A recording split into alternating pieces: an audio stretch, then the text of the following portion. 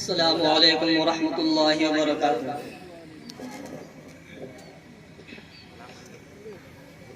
نحمده ونصلي على رسوله الكريم اما بعد فاعوذ باللہ من الشیطان الرجیم بسم اللہ الرحمن الرحیم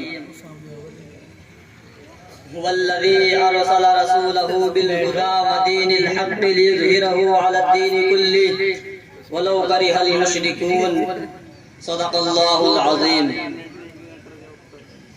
دہکتی آگ میں تنکے نہیں گراتے ہم، دہکتی آگ میں تنکے نہیں گراتے ہم، شکستہ پیڑ کے پتے نہیں جھڑاتے ہم، ہمارے خون کے چھینٹے بھی ملیں گے سرحد پر، زندہ قوم کے پتلے نہیں جلاتے ہم۔ محترم حضرات و معزز سامعین کرام، اس وقت ہندوستان کے مسلمان تاریخ انسانی کے دشوار گزار دور سے گزر رہے ہیں، مصائب و مشکلات کے طوفان بلا خیز میں گھرے ہوئے ہیں، آلام و مصائب نے ہر طرف سے احاطہ کر رکھا ہے۔ ایک طرف اسلام اور اسلامی آثار و روایات کو مٹانے کی ناپاک کوششیں کی جا رہی ہیں، تو وہیں دوسری طرف مدارس عربیہ کا پورا ڈھانچہ باطل کے شکنجے میں ہے۔ پورے ملک میں مدارس پر زبردست یلغار ہو رہی ہے اور عالمی سطح پر دینی اداروں کے خلاف زہر افشانی کی جا رہی ہے کہ کوئی دن ایسا نہیں گزرتا کہ فرقہ پرست تنظیم کا کوئی اہم لیڈر مدارس اسلامیہ کے خلاف حرزہ سرائی نہ کرتا ہو۔ کبھی ان اداروں کو قومی دھاروں سے منحرف بتایا جاتا ہے، کبھی ان اداروں کو قومی دھاروں سے منحرف بتایا جاتا ہے، انہیں رجعت پسندی کا طعنہ دیا جاتا ہے۔ غرض یہ کہ باطل طاقت مدارس کے خلاف کھل کر سامنے آ گئی ہے اور تعصب سینوں سے نکل کر شارع عام پر آ چکا ہے۔ پورے ماحول میں نفرت و عداوت کا بیج بو دیا ہے، آج پورے ملک میں تعصب و اناد کا جال بچھا دیا ہے، اور اسی پر بس نہیں بلکہ آج ان مدارس کو دہشت گردی کا اڈہ قرار دیا جا رہا ہے۔ یہ مدارس تو دین کے قلعے ہیں اور ان پر دہشت گردی کا الزام، افسوس صد افسوس میرے دوستو کہ یہ مدارس تو اس قابل تھے کہ انہیں سینوں سے لگایا جاتا، انہیں پلکوں پر بٹھایا جاتا، ان کی تعمیر و ترقی میں ہر طرح کا تعاون کیا جاتا، انہیں سرسبز و شاداب رکھنے کی ہر ممکن کوشش کی جاتی، کیونکہ یہی وہ مدارس ہے جن کی کوکھ و جنم لینے والے ان علماء کرام کی قربانی کے نتیجے میں ہندوستان آزاد ہوا۔ انہیں مدارس سے نکلی ہوئی تحریکات کی بدولت اس ملک میں آزادی کا انقلاب آیا۔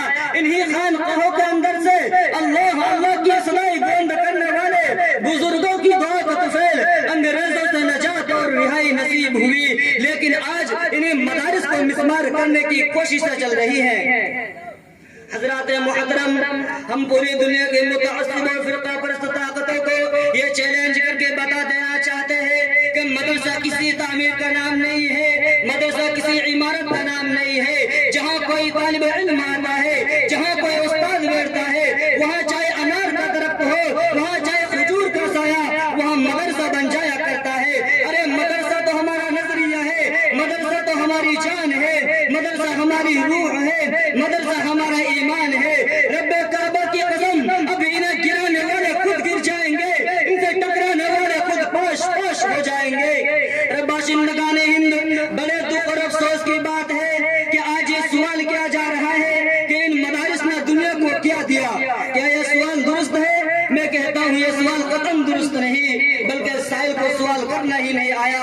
اگر سائل کو سوال کرنا ہی تھا تو سوال یہ کرتا کہ ان مدارس نے دنیا کو کیا نہیں دیا۔ باشندگان ہند، تم تو نازی بن چکے ہو، تم نے اگرچہ اپنی تاریخ کو بھلا دیا لیکن ہمیں اپنے آباء و اجداد کی تاریخ یاد ہے۔ آؤ میں تمہیں بتاؤں کہ ان مدارس نے دنیا کو کیا نہیں دیا۔ ارے ہاں، ان مدارس نے دنیا کو خود غرضی اور مفاد پرستی نہیں دی، ان مدارس نے دنیا کو بزدلی اور قد حوصلگی کا فرق نہیں پڑھایا، ان مدارس نے دنیا کو خود غرضی اور مفاد پرستی نہیں دی۔ ارے ہندوستان میں تجھ سے پوچھتا ہوں کہ تجھے غلامی کے پنجرے سے پرندوں کی طرح پرواز کرنا کس نے سکھایا؟ تمہیں قیدی سے شہری اور غیر وطنی سے وطنی کس نے بنایا؟ ارے ہم سے کارنامے اور داستانیں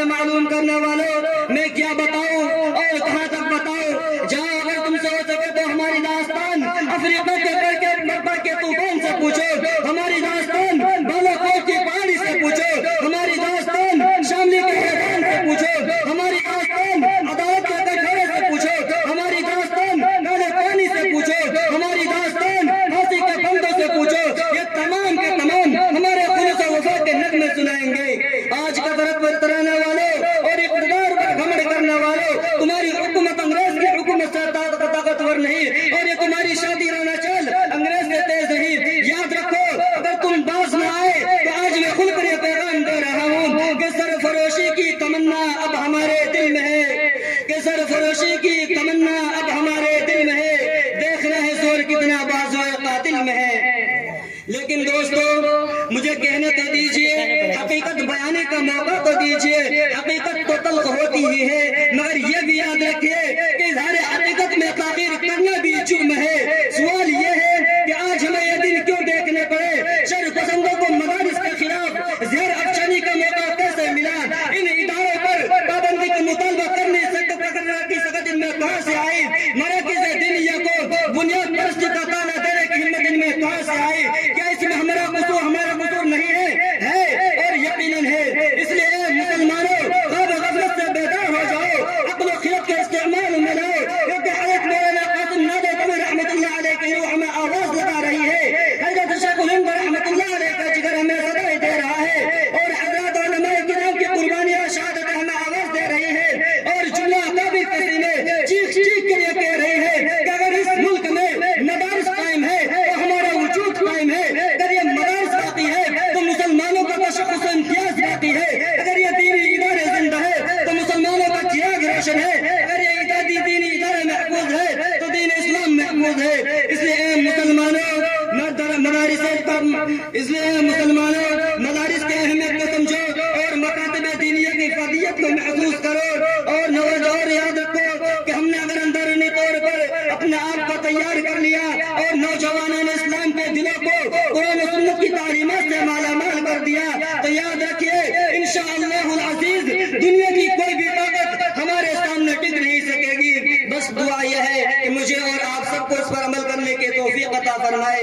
میں اپنے بات کو کے ساتھ ختم کرنا چاہتا ہوں۔ اپنے اجداد کو کبھی بدنام نہ ہونے دیں گے، یہ حویلی کبھی نیلام نہ ہونے دیں گے، دیکھنا ہے تو حکومت دے کر کسی شہر میں بحران نہ ہونے دیں گے۔ وما علینا الا البلاغ۔